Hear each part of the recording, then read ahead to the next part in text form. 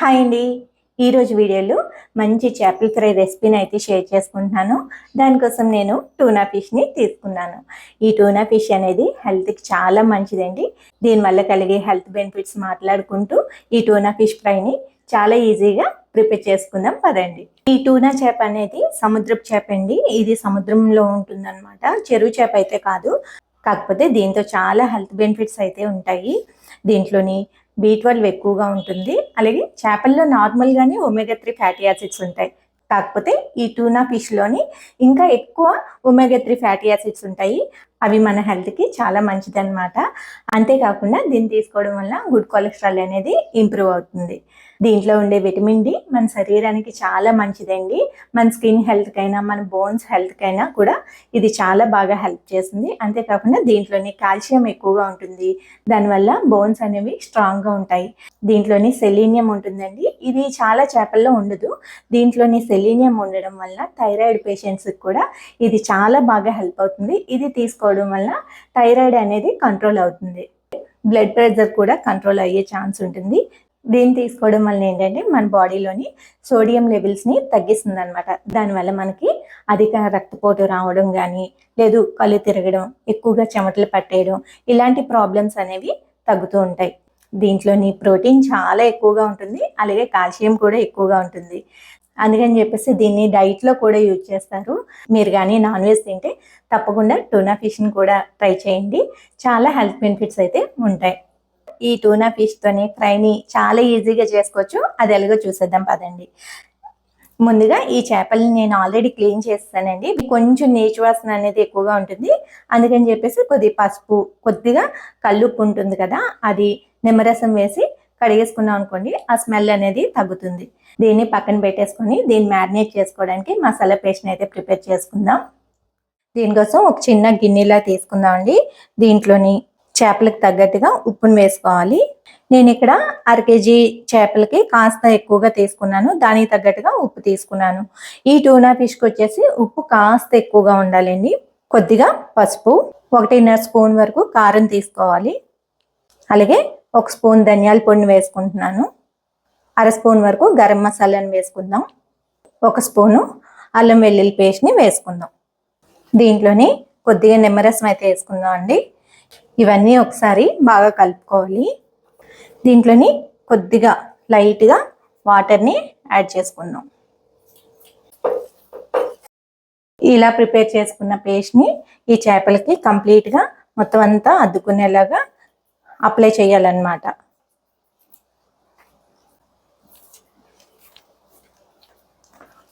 ఇలా మొత్తం అంతా అప్లై చేసిన తర్వాత మరొక వైపు కూడా మనం అప్లై చేసుకోవాలి ఈ చేపల్ని కంప్లీట్గా.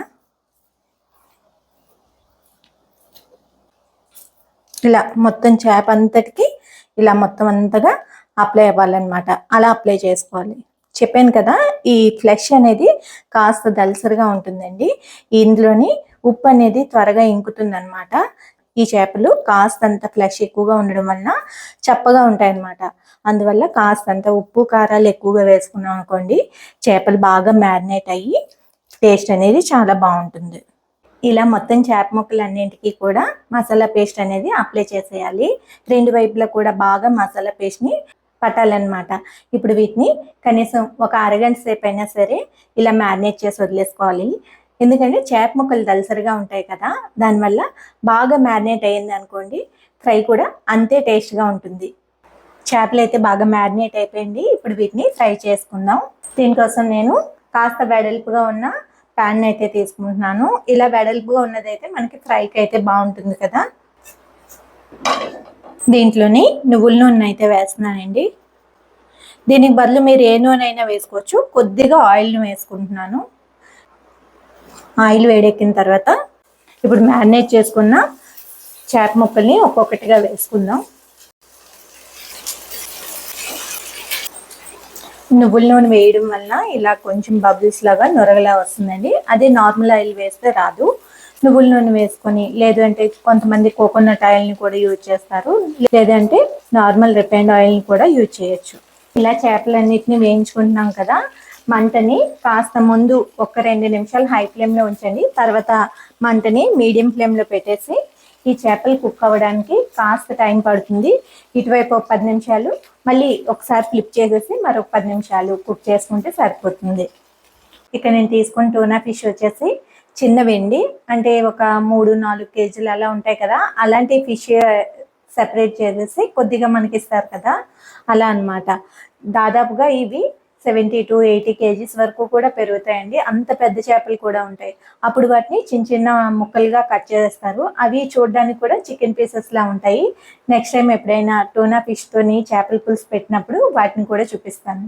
మరి ఎక్కువగా కుక్ చేస్తాం అనుకోని, నార్మల్ చేపలు అయితే వదిలేసి విరిగిపోతాయి. ఇవి అలా కాదనమాట, ఇంకాస్త గట్టి పడిపోయి కొంచెం రబ్బర్ లాగా గట్టితనం వచ్చేస్తాయి. అందుకని మరి ఎక్కువగా కుక్ చేయకుండా కరెక్ట్గా కుక్ అయిన తర్వాత స్టవ్ ఆఫ్ చేసేసి వాటిని సెపరేట్ కూడా చేసేసి పెట్టేసుకోవాలన్నమాట.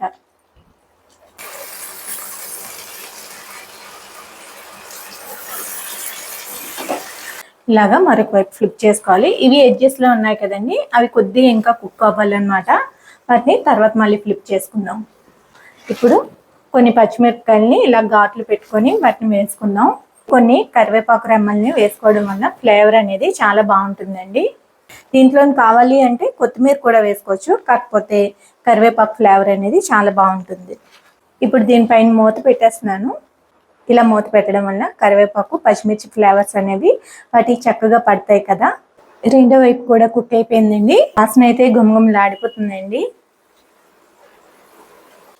ఇలా రెండు వైపులా కుక్ అయితే సరిపోతుంది, చూసారా. ఇప్పుడు వీటిని తీసేసుకుందాం.